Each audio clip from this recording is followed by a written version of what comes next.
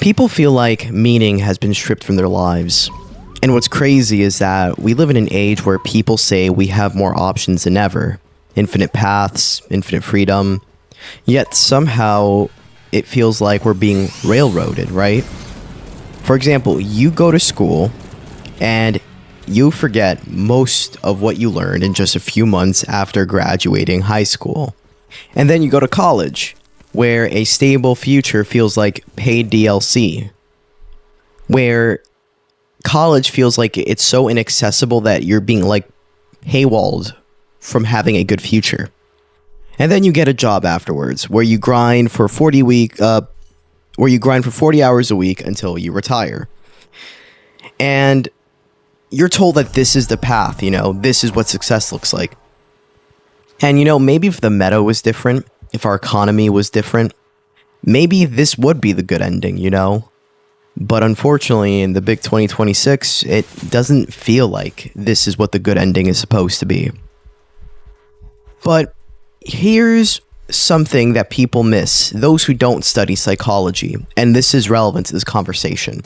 And it's that humans are predictable. We are not chaotic mystery creatures. And if that were the case, psychology wouldn't even exist, right? Like, why would we even bother compartmentalizing people if, human behavior and thought processes weren't these predictable and observable things? We actually, because of this, we know how motivation works.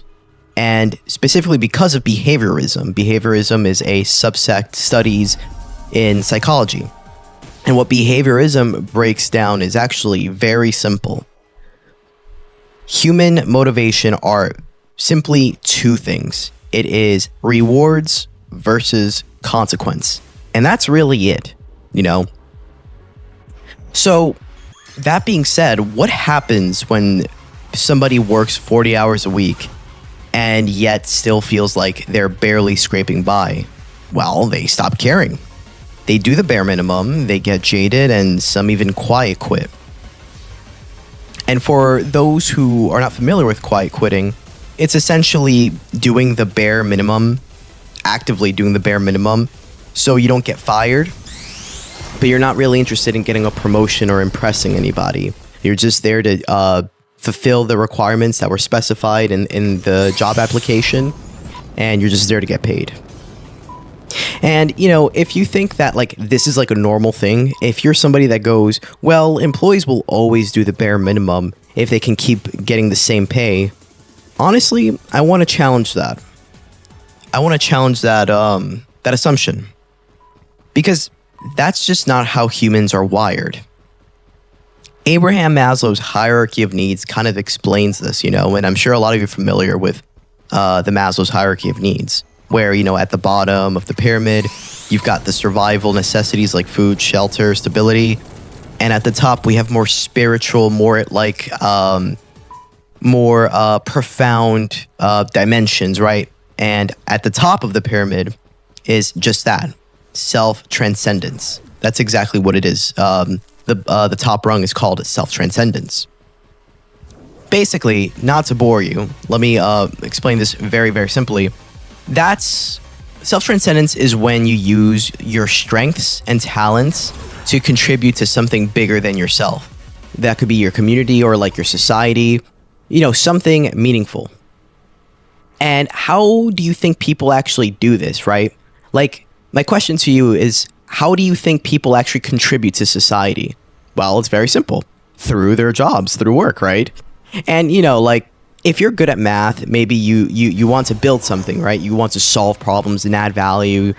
If you're creative, maybe you want to express something real. And you feel like, you've got the talent to make a meaningful difference in our society and make a bit of money for yourself.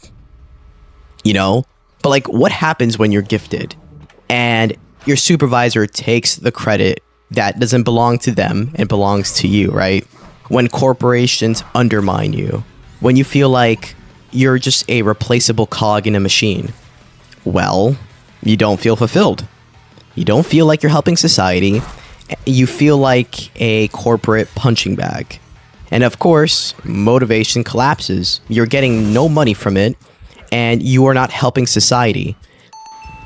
And this isn't laziness. It's just you aren't being rewarded. Like, unfortunately, human beings are not these machines where you just feed it like crude oil and you hope that the machine continues. No, human beings need some level of purpose and meaning, right? And when you don't have that, everything becomes difficult. You lose motivation. Now, despite that being the case, here's the uncomfortable part, and that this isn't like a societal trend psychology can fix by itself. This is a macro problem. We're talking about the economy, right? Structure. We're talking about culture. So when the effort doesn't match reward, meaning kind of erodes, So what's the alternative to all this? I think it's easier said than done, but it doesn't change the fact that there is a very specific meta that is probably the most favorable to most people.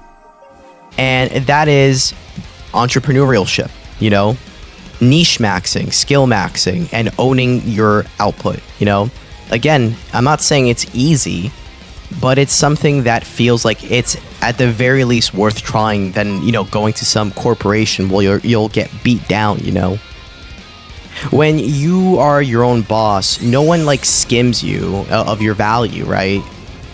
You see the direct relationship between your efforts and outcome. You see that you are useful. You are making a meaningful difference in society, and you're getting paid for it.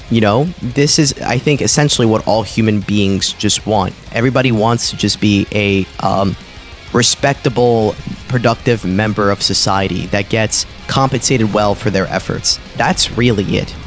And it's not that people hate working. It's just that human beings hate working without meaning. If there is no meaning, there is no motivation. If there's no motivation to work, people will simply either not work or do the bare minimum.